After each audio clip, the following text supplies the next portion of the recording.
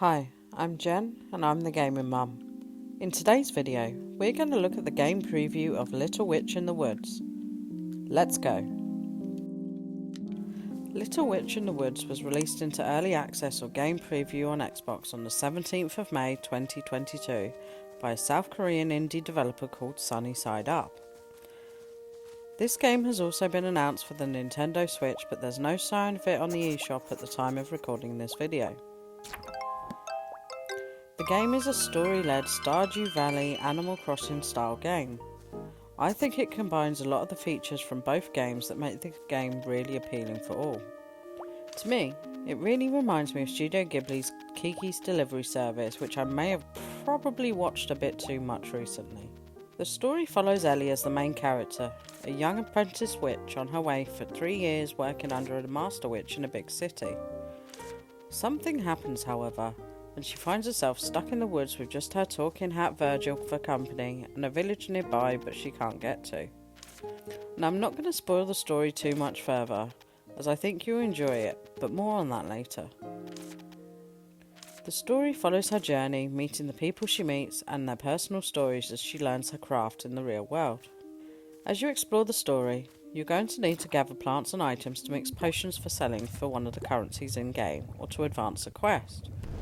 There is a day and night cycle, and time moves at what feels like a really nice, relaxed, but not too relaxed pace. Virgil the Hat and Ellie's conversations in between activities or days provide interesting dialogue and comedic relief that makes me chuckle often. Now the graphics are in an 8-bit graphic style. It's very similar and familiar to anyone who has enjoyed Stardew Valley. It seems, however, to have slightly more rounded edges rather than the true 8-bit style, which is nice and helps the immersion. The detail is impressive and astounding. During conversations, the characters speaking come up on screen in a similar way to Animal Crossing. You can take your own time reading the conversation at your own pace, which is great for if you or your child playing this game have difficulty reading, as the game does not have voiceovers for the characters. There are small details such as butterflies, which you can catch once you have the net, and weeds and grass that wave in the breeze.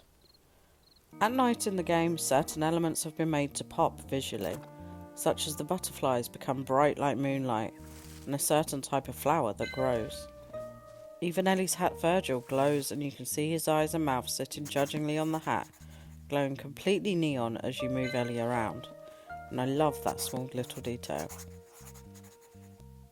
The music is similar in style also to Stardew Valley, in that it's calming, soothing, and instantly sets you at ease.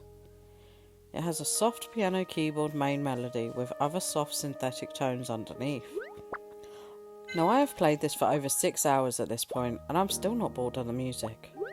It almost feels like a warm hug mixed with a spring sunny day when you're walking through the woods complete with bluebells as shafts of light hit the soft ground. Now the sound effects are accurate and were timed well, and the sound as a whole is really evenly balanced. I haven't had it jar me or feel off sound-wise at all yet. Now the UI or user interface isn't cluttered. It's clear and the game functions really well if you are using a controller, and it's really responsive even when using cloud gaming. Now as my Xbox is currently resting in pieces, I have been using cloud gaming as part of my Ultimate Game Pass subscription. A video is coming soon as to my thoughts on how well the service currently works, so don't forget to subscribe to alert you to when that video goes live, and if you're liking this video so far, click the like button down below. Now due to the nature of the graphics, this is a great game for playing via the cloud-based service.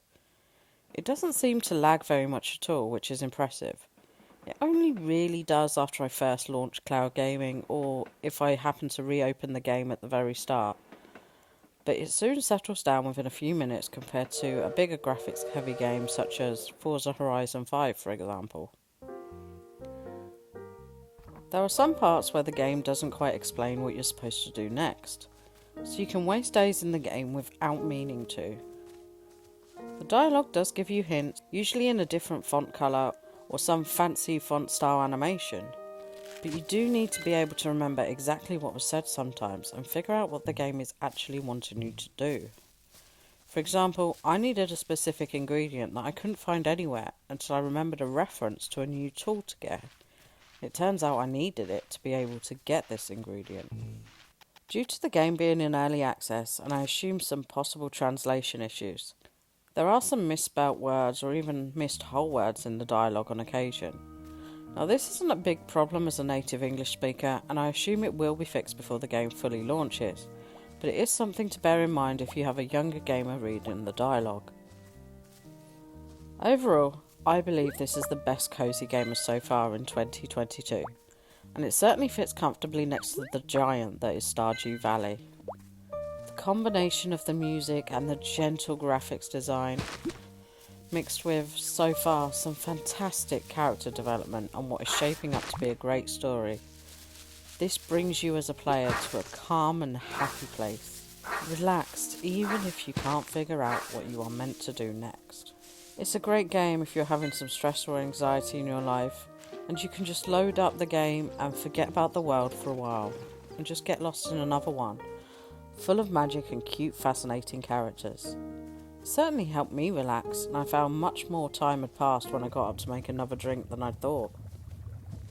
It is one of those games I just couldn't wait until I could load up the game again and carry on.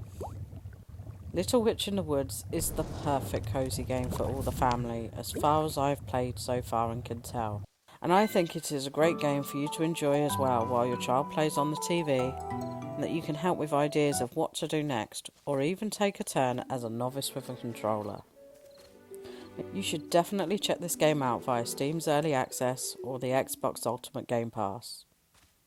If you like this video, you'll like my new series as I walk you through playing a brand new save on Stardew Valley on the Nintendo Switch. You can find this by clicking here now. Thanks for watching. See you in the next video.